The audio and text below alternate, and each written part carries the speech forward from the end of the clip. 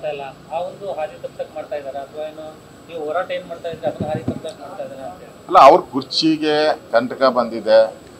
BJP ದೊಡ್ಡ ರೀತಿಯಾದಂಥ ಹೋರಾಟವನ್ನು ಅವ್ರು ತಿಳ್ಕೊಂಡಿದ್ರು. ಒಂದು ದಿನ ಅಧಿಕಾರ ಅಂತ ಸುಮ್ಮನೆ ಆಗ್ತಾರೆ ಅಂತ ಇಡೀ ರಾಜ್ಯವ್ಯಾಪಿ ನಾವು ಹೋರಾಟ ಮಾಡ್ತಾ ಇದ್ದೀವಿ. ಡೈವರ್ಟ್ ಮಾಡಬೇಕು, ಸಿದ್ದರಾಮಯ್ಯನ ಇದು ಡೈವರ್ಟ್ ಮಾಡಬೇಕು ಈ ವಿಚಾರಗಳನ್ನೆಲ್ಲ. ಜನಗಳ ಮನಸ್ಸಲ್ಲಿ ಈ ತಂದಿಟ್ಬಿಟ್ರೆ ಇವರಿಬ್ಬರು ಕಿತ್ತಾಡ್ಕೊಂಡು ಇರ್ತಾರೆ, ನಾನು ಆರಾಮಾಗಿ ನಿದ್ದೆ ಮಾಡ್ಬೋದು ಅಂತ. ಹೇಗೂ ನಿದ್ದೆರಾಮಯ್ಯ ನಿದ್ದೆ ಮಾಡಕ್ ಸಮಯ ತಗೊಂತ ಇದ್ದಾರೆ ಅಷ್ಟೇ.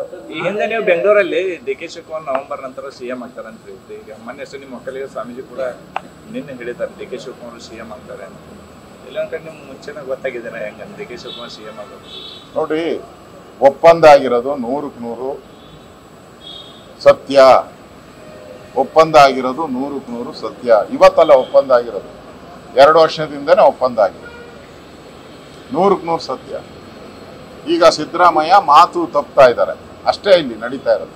ಅದರಿಂದ ಕಾಂಗ್ರೆಸ್ ಅಲ್ಲಿ ಒಂದು ರೀತಿ ದಂಗೆ ಹೇಳ್ತಾರೆ. ಈಗಾಗಲೇ ಅಭಿವೃದ್ಧಿಗೆ 2 ವರ್ಷದಿಂದ ಯಾರು ಹಣ ಬಿಡುಗಡೆ ಮಾಡದೆ ಕಾಂಗ್ರೆಸ್ MLAಗಳು ದಂಗೆ ಹೇಳಿದ್ದಾರೆ. ಎಲ್ಲ ಹೇಳ್ತಾ ಇದ್ದಾರೆ ಕಾಂಗ್ರೆಸ್ MLA.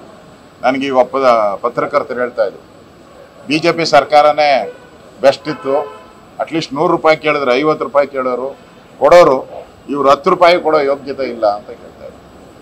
10 ರೂಪಾಯಿ ಕೊಡೋ ಯೋಗ್ಯತೆ ಇಲ್ಲ. ಆ ಪರಿಸ್ಥಿತಿ. ಅಭಿವೃದ್ಧಿ ಅಂತೂ ಇಲ್ಲೇ ಇಲ್ಲ. ಬರೀ ಸ್ಕ್ಯಾಂಡಲ್ಲು, ಕಾಂಟ್ರಾಕ್ಟರ್ಗಳು ಆತ್ಮಹತ್ಯೆ, ವಿಷ ಕುಡಿತೀನಿ ದಿನ ಬರ್ತಾನೆ ಇದೆ.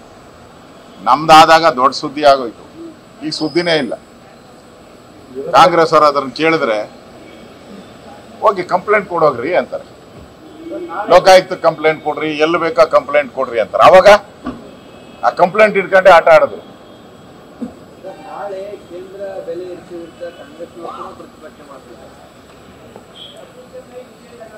ನೋಡಿ, ನರೇಂದ್ರ ಮೋದಿ ಅವರು ಗ್ಯಾಸ್ ಸಿಲಿಂಡರ್ ಬೆಲೆಯನ್ನ 2 ಬಾರಿ ಇಳಿಸಿದ್ದಾರೆ.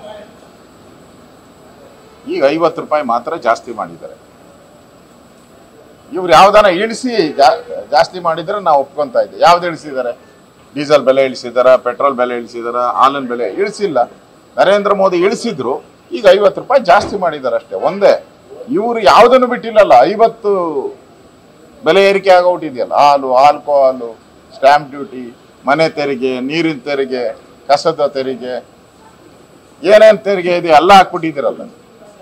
ಅದು ಜನರ ಆಕ್ರೋಶಕ್ಕೆ ಗುರಿಯಾಗಿರ್ತಕ್ಕಂಥದ್ದು.